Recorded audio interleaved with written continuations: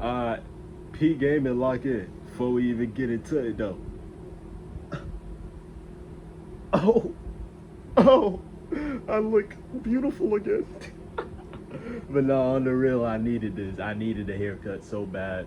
I'm grateful for it, and I'm finna be. You will see me on this camera so much now that I got a cut. I won't let this opportunity go to waste. So, I wanted to talk about this. I'm not gonna lie, like weeks ago. But thing is, I be procrastinating. It's a bad habit, in the words of Steve Lacey. In the words of Steve Lacey. But let's get into it. So, have you ever like ate a food?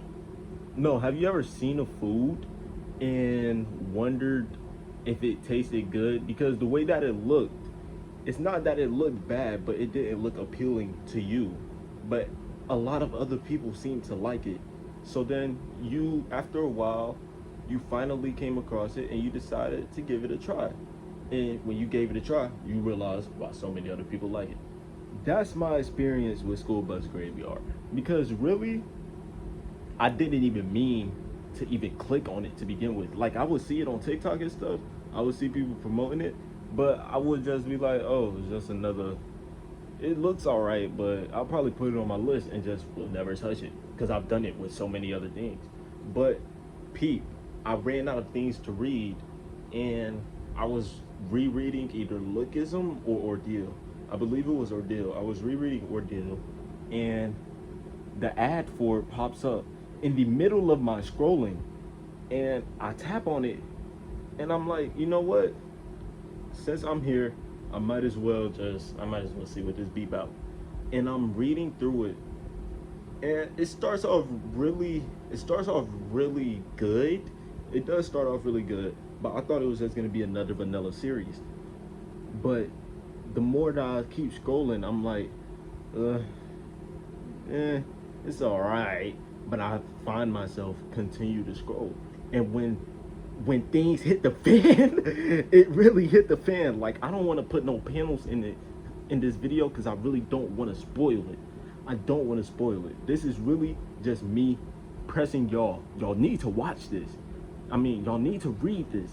Y'all really need to read this. This is really genuinely a great story. Cause Pete, I believe what it did great was it gave me a vibe of like Sweet Home. Sweet Home, where it's like the monsters and everything, but at the same time, I love the concept of having like another world existing at the same time as a real world, and everything is the same, but at the same time, everything is different. I really like that. That's really why I like Stranger Things, because I love the concept of the upside down. I believe that's what it's called.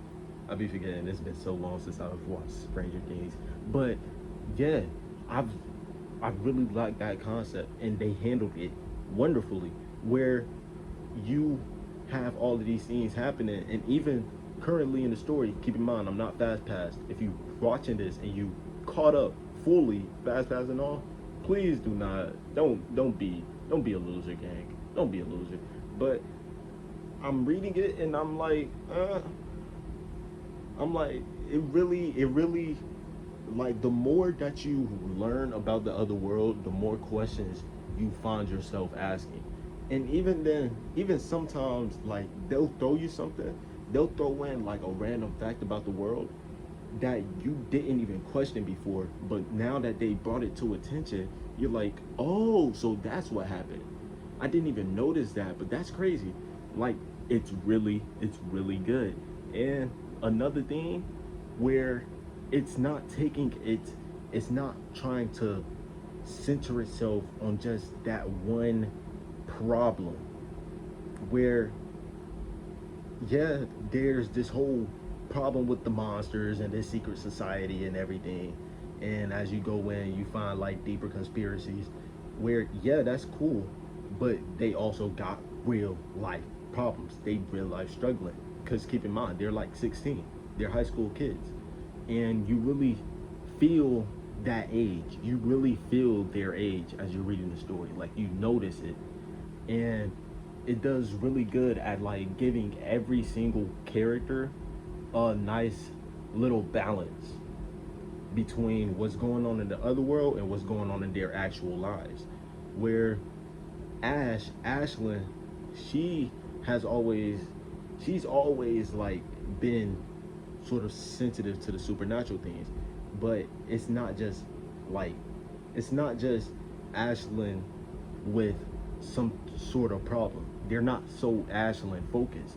Me personally, everybody likes Aiden. I love Aiden, but if I had to pick, my favorite character is probably Ben.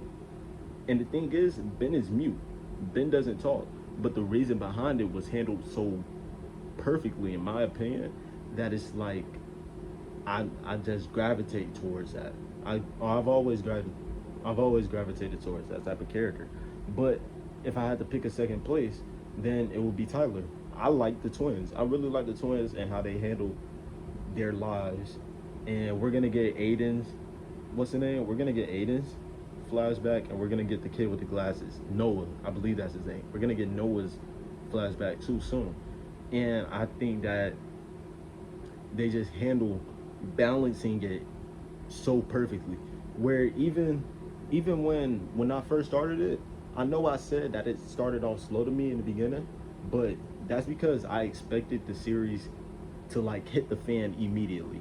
Me knowing what I know now about the story, and if I had to reread it, I'm saying that the pacing is perfect. The pacing is really perfect. Like how everything is set up, how everything leads up to the build up of the big moment. It's really, they did it masterful. I know a master at work when I see it. I can see it, I can smell it, you are cooking. Good job, gang. Good job. Make sure y'all read School Bus Graveyard. Please read it. That'll be it for today. You know, I ain't even finna do no heavy editing. I really don't feel like it's 2:30, gang. I'm not supposed to be up.